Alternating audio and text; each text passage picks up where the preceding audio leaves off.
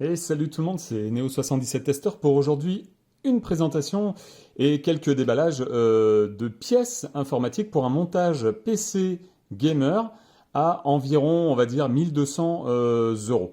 Voilà, donc ces pièces-là sont pour un client, un jeune client, qui va pouvoir s'amuser comme un petit fou quand il va avoir tout ça monté dans sa tour. Là, vous la voyez pas parce qu'en fait, la tour est un petit peu, alors elle n'est pas haute, c'est une mini, ouais, on va dire que c'est une mini micro tour. Par contre, elle est assez large, elle prend de la place et elle rentre pas trop dans le cadre avec toutes les pièces que j'ai posées sur la table. Donc pour le boîtier, je vais vous le dire, on va en parler tout de suite. Euh, c'est le Zalman M3 Plus RGB qui est un très bon boîtier, je trouve très sympa. Alors, faut pas vous attendre à de l'aluminium. Par contre, j'ai pris la version avec côté plexi et donc les ventilateurs RGB. Ce boîtier est vraiment sympa, je trouve. Il manque peut-être quelques emplacements pour 3 pouces, 3,5 pouces, mais à l'heure actuelle où on tourne, comment dire, de plus en plus vers des SSD, effectivement, le fait qu'il y ait un petit peu moins d'emplacement, 3,5 pouces pour des disques durs mécaniques, ça me choque pas. Voilà, moi je suis très très disque dur mécanique, enfin je suis très SSD parce que j'en ai quand même 2, 3, je dois en avoir 3 ou 4, je sais plus combien j'en ai 2, 3, ça c'est sûr. Et je dois en avoir un quatrième. Après, j'ai 6, 7, je dois avoir 6 ou 7 disques durs installés aussi dans ma tour. Par contre, j'ai pas de mini tour, moi c'est vraiment une big tower, hein. C'est une big tower. J'ai besoin de tout ça pour avoir plusieurs téraoctets de place pour mes vidéos, pour pas mal de choses. Donc voilà, là c'est vraiment un montage PC pour jouer et peut-être un peu travailler, enfin j'espère, hein, voilà, pour ce client-là. Mais en tout cas, voilà. Donc la tour, c'est je répète, une M3 Plus RGB de chez Zalman. Donc très très sympathique, hein, c'est vraiment très sympa. Si vous voulez aller voir, vous allez sur le site de Top Achat. Je crois que cette tour a été prise sur le site de... Oui, ça a été acheté sur le site de Top Achat. Voilà. On va faire le tour donc des pièces principales. Alors je déballerai peut-être pas tout, mais au moins pour vous montrer, donc pour environ 1200 euros, donc ça fait en gros 1176 euros en sachant que le prix des cartes graphiques n'a toujours pas baissé et il y a toujours des ruptures de stock sur des RTX 3060, 3070, 3080, 3080 Ti, 3090 et même des 2060, 2070, 2080 qui sont pas introuvables, mais qui sont à des prix défiant toute concurrence dans le sens contraire. Hein, quand on voit des cartes graphiques à 1200, 1300, 1400 euros pour des 2060, 70, voilà, enfin, ou 3070, c'est carrément exorbitant, c'est un peu du foutage de gueule, je dirais même plus, voilà. Là n'est pas la question, on va passer à la pièce principale de cette tour, ou même aux deux pièces principales de cette tour. Je vais enlever le SSD Western Digital. On va commencer par, alors je vais pas le déballer, mais bon, pour ce PC gamer, alors j'ai pris un i5 10400F, donc vous allez me dire, oui, il y a les nouvelles générations, il y a les 11000, la série 11, etc., etc., etc. Le truc, c'est que j'avais quand même un budget qui était fixé par le client, donc j'étais bien forcé de suivre son budget, et encore, on a un petit peu dépassé quand même, mais pas de grand-chose, mais un petit peu dépassé. La 10e génération reste quand même un très bon choix, de par son prix, mais aussi de par ses performances. Donc le i5 10400F est pour moi, sur un socket donc LGA 12 100, est un très très bon processeur pour qui veut bien jouer avec de bonnes performances. Voilà. Alors après, il y a toujours mieux, mais qui dit toujours mieux dit plus cher et toujours plus cher. Donc après, quand on a un budget qui est fixé, c'est bien d'essayer de respecter le budget au maximum. Voilà. Donc ça, je vais le mettre de côté. Hop, voilà. On va passer à la seconde pièce maîtresse de cette tour, enfin pour ce montage, enfin pour ce déballage et cette présentation. La carte mère de chez Asus, hein, là vous l'aurez remarqué depuis plusieurs fois, enfin depuis plusieurs vidéos, j'apprécie, j'aime beaucoup la marque Asus, j'ai toujours eu du Asus, je n'ai jamais changé de marque. Alors c'est vrai que là j'ai entendu dire par certains un peu à droite à gauche que le service après-vente Asus était un petit peu moins meilleur qu'avant. Est-ce que cela est dû à cette crise sanitaire qu'on a eue pendant cette dernière année et demie, entre guillemets? Peut-être, ça je ne saurais le dire, mais je fais toujours confiance pour l'instant à la marque Asus. Voilà, même après mon petit déboire concernant le modem routeur que vous verrez, que vous pouvez voir sur la chaîne, hein, sur le DSL AC88 voilà. Mais bon, ça c'est une autre histoire. Vous checkez dans les vidéos et vous regardez et vous pouvez la voir. Vous verrez ce que j'en pense et ce que j'en dis. Là, on va passer au déballage quand même de cette carte. Donc, pour ce PC gamer, j'ai pris la TUF Gaming, la B460M plus Wi-Fi. Le client voulait absolument du Wi-Fi. Pourquoi? Je ne saurais vous le dire, mais il voulait absolument du Wi-Fi. Donc, c'est plutôt pas mal. C'est une excellente carte mère. Il faut savoir que les cartes mères de chez Asus, les versions gamer pour ces cartes mères sont vraiment d'excellentes cartes mères. Elles tiennent le choc, il y a ça, il n'y a pas photo dans la durée, etc. J'en ai eu plusieurs et je peux vous dire que c'est du bon matos. Alors, on va quand même regarder un petit peu ce qu'il y a dedans. Là, c'est assez succinct quand même. Là, on a la petite boîte de déballage. On va essayer de voir déjà ce qu'il y a dedans. Hop, alors là, pour l'instant, nous avons 2 câbles SATA. Voilà, nous avons l'antenne Wi-Fi qui est assez grosse. Moi, j'ai une antenne Wi-Fi qui est un tout petit peu plus petite. Mais bon, après, avec les nouvelles, avec les nouvelles normes qui arrivent, je pense que celle-ci doit quand même être mise. Enfin, ils ont dû mettre à jour leur antenne Wi-Fi pour que, vous voyez, c'est marqué ici, Wi-Fi 6, Wi-Fi 5, 2, tac, tac, nanana. Donc c'est plutôt pas mal. Normalement, il ne devrait pas y avoir de souci pour le jeune joueur. Alors, déballer la carte mère quand même pour vous la montrer. On va y aller en finesse parce qu'il faut savoir que c'est une version gamer. On va la mettre de côté quand même avant. Et parce que je sais qu'en dessous, il y a toujours... Voilà. Donc ici, c'est super bien rangé. Nous avons la backplate avec le petit logo TUF Gaming, ici. Voilà. Là, ici, nous avons voilà, un petit sachet avec un petit tampon. C'est marqué for your single side M2. D'accord, ok. Donc ça, c'est pour protéger, ou alors c'est une sorte de pâte thermique peut-être. Donc ça, à garder. J'en ai un deuxième, il me semble. Ah non, alors ça... Donc ceci, c'est la visserie pour installer les SSD M2 ou NVMe, voilà. Donc sur la carte mère, ça à bien garder aussi. Nous avons ici, alors wow, c'est tout tombé, c'est pas grave, le certificat ici, voilà. Il faut savoir que ces cartes mères sont résistantes à beaucoup de choses. Là, nous avons des petits papiers, tac, encore des petits papiers. Alors ici, nous avons les petits, alors ça doit être des petits autocollants, donc je pense que je vais m'amuser à les coller sur la tour, quand même, voilà, pour bien montrer que c'est un PC gamer. Ça, je le ferai moi, juste pour le plaisir. Voilà, nous avons donc le manuel, hop, ici, le guide d'utilisateur, avec à l'intérieur encore une notice, puis des explications au niveau de la carte mère. C'est toujours écrit super petit, hein, malheureusement. Voilà, donc, ouais, tout écrit en anglais, on n'a pas de... Non, on n'a pas de français, mais ça, c'est pas grave, c'est quelque chose que j'utilise très rarement de toute façon. Et nous avons quand même en dessous, ici, le CD des drivers. Alors ça, on va remettre ça dedans. Tac, tac, tac. On va remettre ça un petit peu correctement quand même. On va enlever la boîte. On va enlever le câble, l'antenne Wi-Fi et les câbles SATA. On va remettre dans la boîte. Voilà, la boîte, on la met de côté. On va quand même déballer cette fameuse carte mère.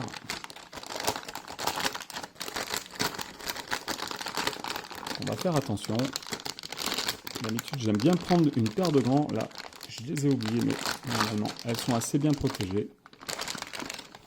Et voilà.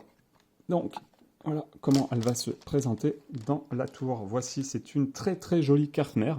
Très belle. Là, j'aime bien les gros blocs d'aluminium, comment dire, les radiateurs en aluminium sur les petits condensateurs qui sont là pour l'alimentation. Ça, c'est bien, ça c'est super bien. On a le premier port NVMe qui se situe ici et nous avons le second qui est ici. Voilà, donc qui est protégé par une plaque en aluminium et je pense que le pad doit se mettre en dessous, je pense qu'il doit se coller en dessous pour qu'il n'y ait pas de contact. Voilà, nous avons 2 ports PCI Express 16X, nous avons un port PCI Express 4X, nous avons les 24 branches d'alimentation qui sont ici, 4 barrettes de mémoire, ici c'est pour brancher les prises USB 3.1, le processeur CPU en socket LGA 12, l'alimentation CPU 8 broches. Qu'est-ce que j'ai oublié d'autre? Nous avons sur ce petit côté... 3 ports SATA et juste en dessous, nous avons 3 autres ports SATA. Alors, il faut savoir une chose, alors pas pour les 2 ports NVMe, mais normalement il y en a un je sais plus lequel c'est, je crois que c'est celui du haut, normalement. Si vous mettez votre SSD NVMe sur le... Oui, c'est ça, de toute façon, deuxième, il faut le premier, enfin, il faut toujours mettre le premier. Il désactivera forcément le port SATA 1, normalement, de votre carte mère. Donc, si vous mettez un SSD NVMe, le port SATA 1 ou SATA 2, je ne sais plus lequel, ne sera pas activé. Si vous mettez un NVMe là, je répète, le port SATA 1 ne sera pas activé. J'ai installé plusieurs fois des SSD NVMe sur des cartes mères Asus et systématiquement, ça m'a désactivé le port SATA 1. Voilà. Qu'est-ce que j'ai d'autre à dire? Là, ici, en dessous, nous avons des prises ici pour ajouter des prises. Pardon. Non, là, ici, pour ajouter des prises USB. Donc, on peut rajouter 4 prises USB. Là, le branchement Portcom et là, c'est l'audio. Voilà. Ici, c'est pour brancher tout ce qui est panel, etc. Et sur l'arrière de la tour, alors quelque chose qui est encore très très bien à notre époque, ils n'ont pas oublié ce port-là. Ça, c'est pour tout usage, en fait, si vous voulez overclocker, enfin faire de l'overclock extrême, n'utilisez pas de clavier souris en prise USB parce que ça bouffe plus de courant électrique qu'un port clavier sur un port PS2. Voilà, donc ici nous avons deux prises USB, le port HDMI en sortie vidéo ici, le port DisplayPort, un port DVI. Ici nous avons les deux branchements pour l'antenne Wi-Fi, 4 prises USB 3. Voilà, nous avons une prise RJ45 en gigabit et une carte son. Donc là, c'est une petite carte son. Donc après, pour faire du jeu, vous n'avez pas besoin d'avoir une carte son de professionnel, comme qui dirait, pour faire de la musique ou quoi. Hein. Quand c'est vraiment du jeu, c'est du jeu. Après, vous avez du 5. Cette carte son, elle a du 5.1, etc., etc. Donc si vous avez des casques branchés dessus, ça gère tout ce qu'il faut. Il n'y a pas de souci là-dessus. Alors, je vais la mettre sur le... Je vais la mettre de côté. Ouais, non, je vais la mettre de côté. Hop. Ensuite, nous allons passer à quelque chose qui est donc important. Et donc, le SSD M2 2280, donc c'est un Western Digital. Un SSD 240 Go. Voilà. Là, c'est garanti 3 ans. Bon, il faut savoir que normalement, c'est censé durer quand même vachement plus longtemps. Alors, pourquoi un SSD, un green? Alors, déjà, par rapport au prix, et pour là, ça va être justement uniquement utilisé pour installer Windows. Voilà, c'est tout. Il y aura juste Windows dessus, il n'y aura pas de documents, quoi que ce soit, il y aura Windows et limite 2-3 applications, style s'il faut mettre un pack Office, un logiciel de dessin, un logiciel de montage vidéo ou je ne sais quoi, mais ça sera uniquement pour mettre Windows. Donc il n'y a pas besoin non plus d'avoir un SSD qui lit et qui écrit à 1 giga. Voilà, donc ça ne sert strictement à rien. Donc juste pour Windows, ça vous suffit largement. Voilà, je répète, un disque dur à notre époque, c'est entre guillemets has-been. Par contre, un SSD, c'est très très bien. Et pour installer Windows 10, c'est parfait. Voilà. Ensuite, alors, je mets ça de côté. Nous avons ici... Je vais quand même... Allez, on va quand même le déballer. Là, c'est un disque dur. Donc, vous allez voir ici, Seagate. Donc, c'est un ST2000. Donc, c'est un Seagate Barracuda de 2 Tera. Et donc, celui-là sera uniquement... donc va uniquement en fait servir pour installer des disques durs, pour installer des jeux. Voilà, donc 2 Tera de jeux. Je pense que là il y a de quoi faire. Je pense qu'il sera aussi utilisé pour stocker. Donc, moi c'est comme ça que je règle. Et quand j'installe Windows, que je configure la carte mère, le BIOS, le machin, etc. Tout. Après, au niveau de Windows, ce que je fais, c'est que j'installe tout ce qui est documents. Documents, images, musique, vidéo, téléchargement, etc., etc., etc. J'y installe même pas sur le SSD, je n'y laisse pas sur l'installation, à l'endroit où est installé Windows, j'y déplace systématiquement et que ça se fait automatiquement en fait sur un disque, ce que j'appelle data entre guillemets. Bon, même si ce disque-là va plus, être utilisé comme disque de jeu, mais dessus, il y aura aussi des documents, des images, des vidéos, etc., etc. C'est pour ça que j'ai pris 2 Tera. Voilà, on va passer à une autre pièce qui est très très importante. Allez, on va le faire tout de suite. C'est l'alimentation. Voilà, donc j'ai pris une Corsair 80+, certifiée 80+ bronze de 650 watts, donc RGB. Il y avait des modèles sans RGB, j'ai pris celui-là parce qu'il me bottait bien. Niveau prix, c'était plutôt pas mal. 650 watts, c'est suffisant à l'heure actuelle pour ce qui va suivre derrière, style la carte graphique. et même pour un petit peu plus après, si plus tard le client veut changer sa carte graphique et en prendre une un petit peu plus performante, il pourra avec 650 watts, parce que ce n'est ni le SSD, ni le SSD, ni le disque dur, ni trop les barrettes de mémoire, ni la carte mère, peut-être un peu le processeur, mais c'est surtout la carte graphique qui consomme du jus. Et ça, s'il n'y a pas quelque chose qui envoie du pâté et qui est plutôt stable au niveau des tensions, c'est pas la peine. Mieux vaut mettre un peu plus d'argent et qui développe un petit peu plus de puissance, on va dire, pour être un peu tranquille. Voilà. Oui, on va quand même la déballer. Parce qu'en fait, cette alimentation, c'est une modulaire, comme vous pouvez le voir sur la photo. Je vais prendre... Voilà. Hop là. C'est une alimentation donc modulaire. Et ça j'insiste, le client n'était pas très chaud. Le client me demandait justement si c'était vraiment utile ou pas. Après, il m'a parlé aussi d'une semi-modulaire. Donc, je lui ai expliqué pourquoi c'était quand même un petit peu mieux. Les semi-modulaires sont bien, je dis pas le contraire. Une modulaire, c'est quand même un petit peu mieux. Il faut savoir que sur les semi-modulaires, si vous n'avez qu'une carte graphique et si vous avez une grosse alimentation, vous avez donc ce qui est toujours en fait le cas de toute façon, ce que vous devez brancher de l'alimentation sur la carte mère, c'est l'alimentation 24 broches et l'alimentation CPU 8 broches. Par contre, si vous avez une carte graphique, vous avez forcément une alimentation 6 broches ou une alimentation 8 broches ou deux alimentations 8 broches ou une des fois 6 et une autre 8. Mais la plupart du temps, voilà, vous en avez deux. Mais en semi-modulaire, en fait, vous en avez même 4 quand à partir de 500, 600, 700 watts, vous avez 4 alimentations normalement. Enfin, ça se trouve peut-être que je dis des bêtises. Au moment de la déballer, il n'y en aura peut-être que 2, mais la plupart du temps, on a 4. Le problème, pas un problème. Le truc, c'est que la carte graphique que je vous déballerai après, normalement, il n'y a qu'une prise ou deux peut-être. Non, il doit y avoir même qu'une prise. Et là, le fait que ça soit une semi-modulaire, c'est-à-dire que pour faire du câble management, il y aurait eu que, il y aurait eu en fait 3 câbles, 2 ou 3 câbles qui allaient traîner dans la tour.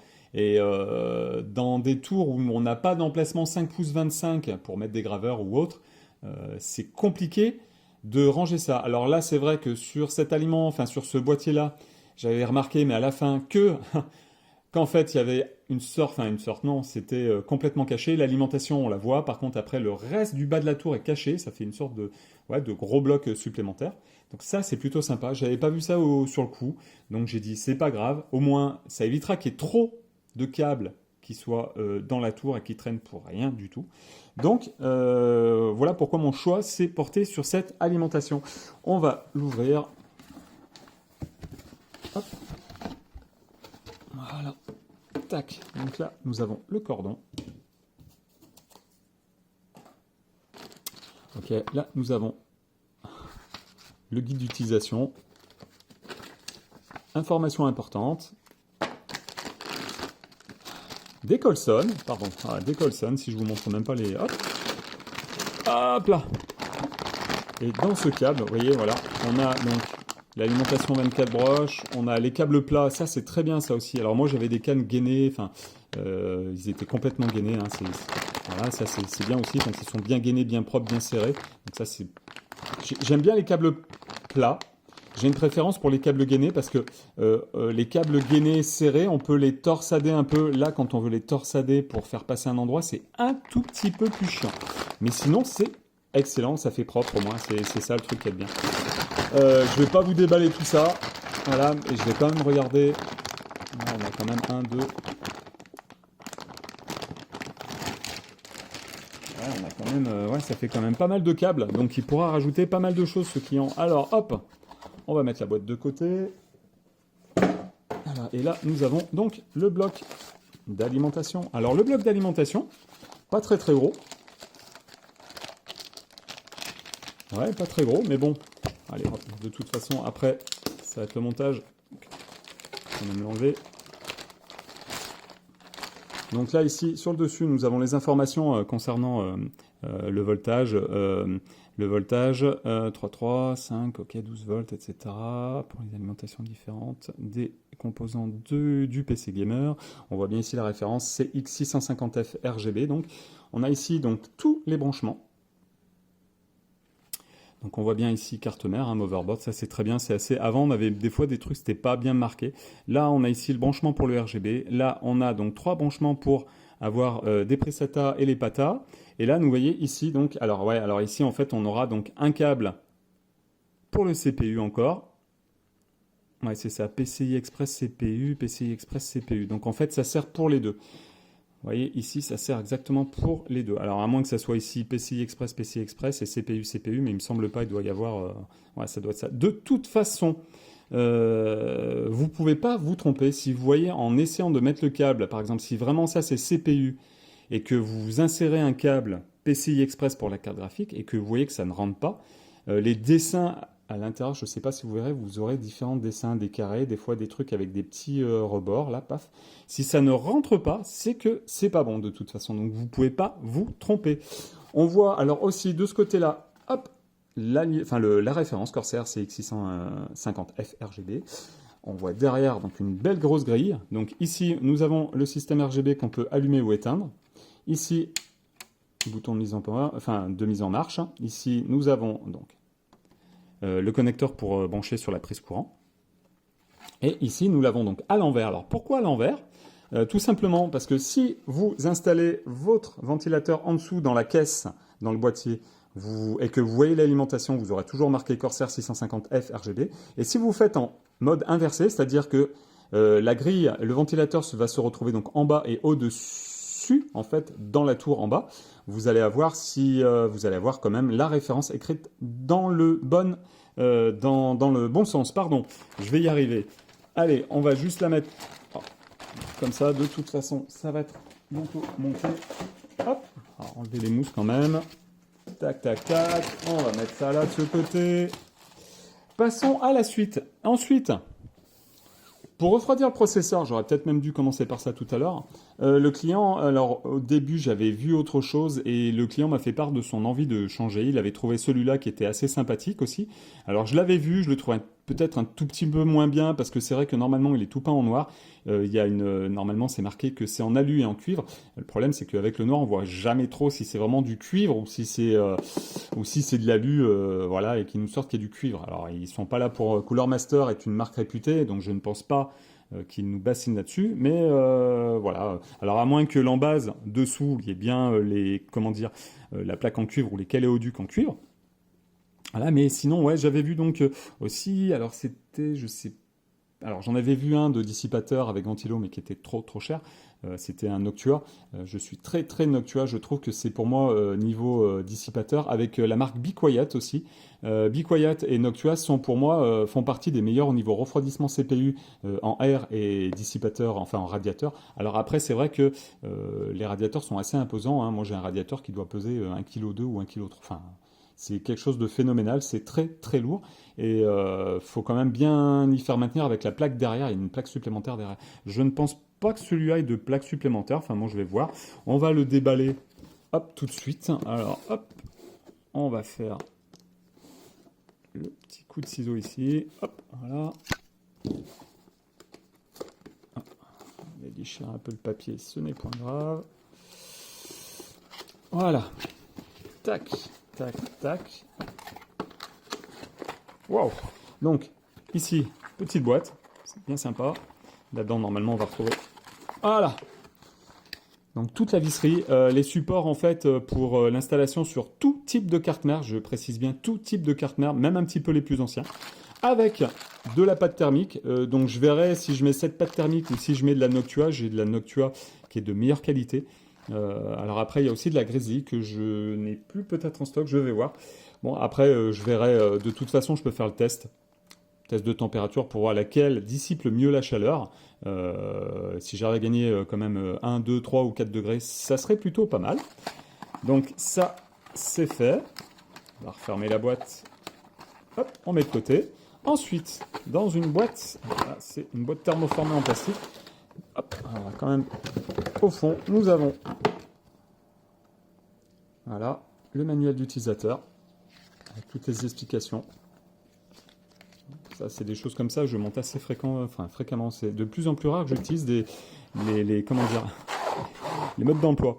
Et là, nous avons un joli ventilateur donc de 120 mm, donc noir. C'est dommage que on l'ait pas. Ouais, c'est maintenant que j'y pense. C'est peut-être dommage qu'on l'ait pas pris en RGB. Donc là, alors ça c'est pour éviter, hop, voilà ça, le truc de garantie. Et là, nous avons, alors je vais pas l'enlever maintenant, je vais attendre pour éviter qu'il y ait de la poussière ou quoi que ce soit qui se mette dessus. Nous avons un très très joli radiateur, franchement, je suis agréablement surpris. Ici nous avons là noté donc Cooler Master, qui rappelle de la marque quand même, hein, pour pas, voilà. Le ventilateur, ouais, j'espère juste qu'il sera bien silencieux. Il a l'air, les plastiques sont pas très très bonne qualité. Sur le ventilateur, j'ai vraiment l'impression que c'est... Ouais, après, du moment que ça fait pas trop de bruit et que ça tourne bien sans faire trop de bruit, c'est ce qu'il faut. Voilà, donc l'embase, ouais, c'est noir, donc c'est pas en noir. Donc on verra même pas si c'est vraiment en cuivre ou pas. Mais bon, après Cooler Master, quand ils disent que c'est du cuivre, je pense qu'il n'y a pas de souci à se faire là-dessus. Voilà, donc très joli dissipateur. On va le ranger, enfin le ranger. On va le remettre dans sa boîte. Tac, tac, tac. On va le mettre comme ça pour l'instant. On va le mettre de côté. Ensuite, qu'est-ce que j'ai oublié de déballer? La RAM. Donc là, alors, pour ce PC, on a pris 16 Go de RAM DDR4 à 2666 MHz. De la Corsair LPX de chez Corsair, donc la Vengeance, qui est compatible. Donc, on peut voir ici. Avec les corps i7, les corps, etc., etc. Donc ça, là-dessus, il n'y a pas de problème. On va en déballer une pour voir. Alors juste une, ça ne sert à rien de déballer l'autre. Alors, d'accord, ok. Donc là, c'est pareil, le petit scotch de scellé. Tac.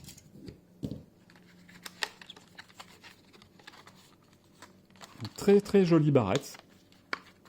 Donc le client ne voulait pas non plus que ça fasse trop sapin de Noël dans la tour. Donc même si vous prenez en fait une tour avec une plaque en plexi sur le côté, c'est aussi pour voir un petit peu les pièces informatiques, hein, voilà, parce que c'est pas plus moche que voilà que de ceux qui sont fans de moteur ou de mécanique, etc.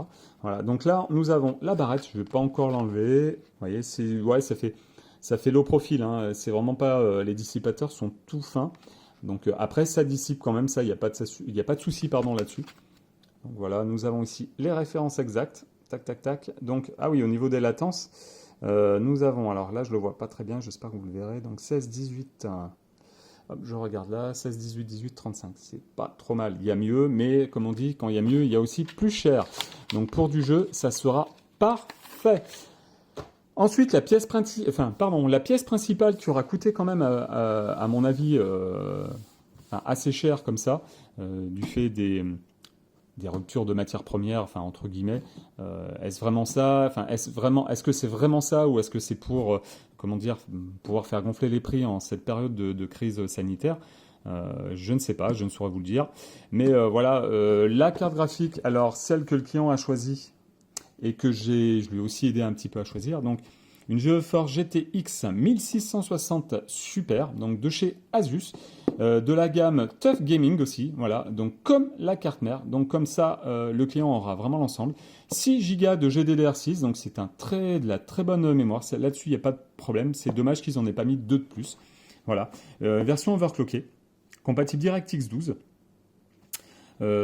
Très bonne carte graphique. Donc avec cette carte graphique, le client n'aura aucun problème pour jouer en 1080p, voire peut-être même en 2K, une résolution un petit peu supérieure. Je pense qu'avec ça, il est parti pour un moment. Alors par contre, cette carte graphique n'est pas faite pour jouer en 4K. Alors peut-être pour des anciens jeux, si vous avez un écran 4K, peut-être que certains jeux peuvent tourner en 4K, je ne dis pas le contraire, mais cela m'étonnerait grandement que ça soit assez fluide pour pouvoir profiter du jeu pleinement. Voilà, on va passer au déballage. Alors, hop, hop, hop, hop, hop. Donc là, le scotch de scellé. Hop, voilà. Et voilà. Tac. Hop, tac. Voilà. Une carte graphique protégée par une mousse. Bon, c'est sûr, c'est pas un modèle haut de gamme, mais c'est un très très bon modèle. Moi, je me rappelle de mes cartes graphiques haut de gamme. Il y avait toujours, pour ma 480, ma 580, ma 680, ma 780, ma 980, ma 1080, et bientôt, j'espère, une 3080. Vraiment arriver dans des gros emballages avec de la jolie mousse, quelque chose de cosy. Enfin, vraiment, on avait vraiment quelque chose de, voilà, où la carte graphique était vraiment à l'aise. Là, on a juste un emballage carton. Alors, vous me direz que c'est largement suffisant, voilà, pour protéger une carte graphique. Mais c'est vrai que quand on a quelque chose qui est un peu mieux fait, c'est toujours super agréable et il y a toujours l'effet WoW. Là, il y a un petit peu moins l'effet WoW, malgré que la carte, je le rappelle encore, est une très très bonne carte graphique. On va, avant de la déballer, on va regarder s'il y a des choses dans la boîte. Donc, je sais pas, il n'y a pas l'air d'y avoir grand chose. Alors peut-être que je me trompe, mais non. Voilà. Donc là, nous aurons. Ah, c'est un peu le. Oula. Un petit peu. Ouais. Nous avons donc la carte de garantie.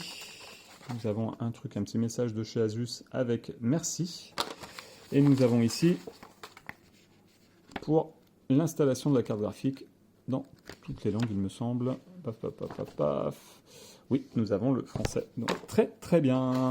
Alors, on va mettre ça de côté. La boîte, c'est pas vraiment ce qu'il y a de plus utile, hein, vous me direz. On va mettre ça par terre pour l'instant. Voilà. Pour pas faire casse. On va passer donc au déballage.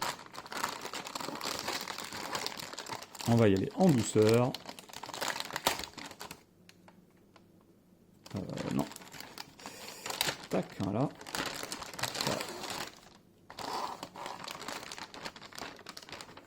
Donc le client va être très content parce qu'elle est très très sympathique.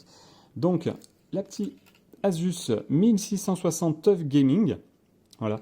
Donc vous voyez que, comment dire, Asus, alors après il y a aussi d'autres constructeurs qui le font, mais ils sont très enfin, voilà, là vous avez une sorte de protection sur le port PCI Express. Là des petits plastiques pour éviter les traces de doigts, etc. Donc là, hop, on a quand même un assez gros, assez imposant radiateur qui est, vous le remarquerez, en cuivre. 2 ventilateurs, donc les ventilateurs sont pas très très gros, mais bon, c'est assez suffisant. Et donc là, pour l'alimentation de la carte graphique, nous avons un branchement PCI Express, 8 broches, voilà. Au niveau des connectiques, nous avons 3 connectiques. Nous avons une prise DVI, là ici une petite grille pour l'évacuation un petit peu de l'air chaud, même si vous constatez qu'en fait, l'armure est un peu ouverte de tous les côtés, donc la chaleur n'aura pas trop tendance à sortir de ce côté-là. Nous avons donc une prise DVI, nous avons une prise HDMI qui se situe ici et ici, une prise DisplayPort. Donc de toute façon, vous ne pouvez pas vous tromper. Vous avez ici noté DP, HDMI, DVI. Voilà. Donc la carte graphique, super sympa. Voilà. Alors vraiment très très bien. Bon, quand je vais installer tout ça, je pense que je vais me mettre à lancer quelques benchmarks et essayer même de mettre mon compte Steam, mon compte Origin, mon compte Ubi et mon compte, tous mes comptes pour essayer quelques jeux pour voir comment ça tourne, faire un petit GTA 5 dessus, voir jusqu'où ça peut aller, hein, parce que GTA 5 est quand même un des jeux, même s'il commence à dater, et même si GTA 6, je pense, sortira dans pas très très longtemps et qui demandera encore d'avoir une machine encore plus grosse. Mais je pense qu'avec ça, GTA 5 devrait quand même bien tourner. Qu'est-ce que j'ai oublié d'autre? Il me semble que je n'ai rien oublié. J'ai parlé du boîtier, hein, ça c'est sûr. Le reste, le CPU, la carte mère, la carte graphique, les barrettes de mémoire. Donc il y en a 2, même si je ne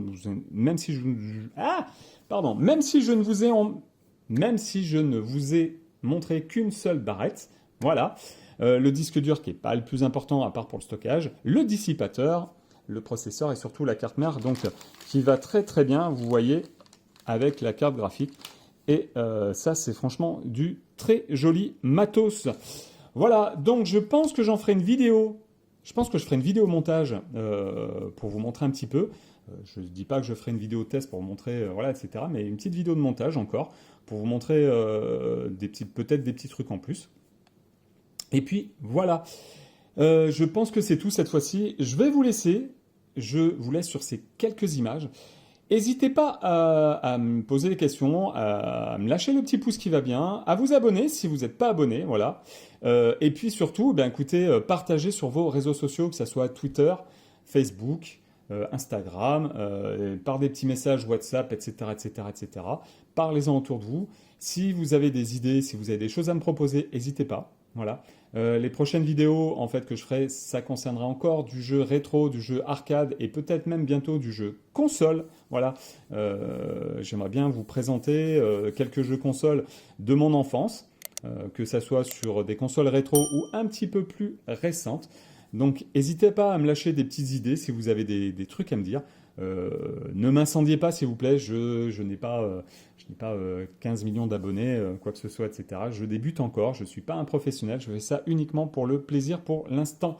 Voilà, donc je vous remercie et n'oubliez pas de me lâcher. Recoucou, oui, excusez-moi, j'ai eu un problème de batterie, donc je reviens vers vous à nouveau juste pour vous dire deux, trois petits mots vite fait. J'essaierai donc de faire une petite vidéo de montage étape par étape, peut-être pas comme la dernière fois en fait, où j'étais peut-être un petit peu long. Je ferai installation CPU, carte mère, etc. Installation d'emboîtier, dissipateur, carte graphique, barrette de mémoire, disque dur SSD. J'essaierai de faire ça succinctement pour vous, ouais, pour éviter que la vidéo soit trop longue. Voilà. Si vous êtes intéressé aussi par peut-être pourquoi pas, enfin je sais pas si c'est faisable, je sais pas encore, par des configurations de BIOS ou des ajustements, des réglages, etc., etc. N'hésitez pas à me laisser un petit commentaire dans l'espace prévu à cet effet. Voilà, j'espère que cette fois, non, j'ai rien oublié. Je vous dis à la prochaine et puis ben, prochaine fois pour une nouvelle vidéo. Salut, salut!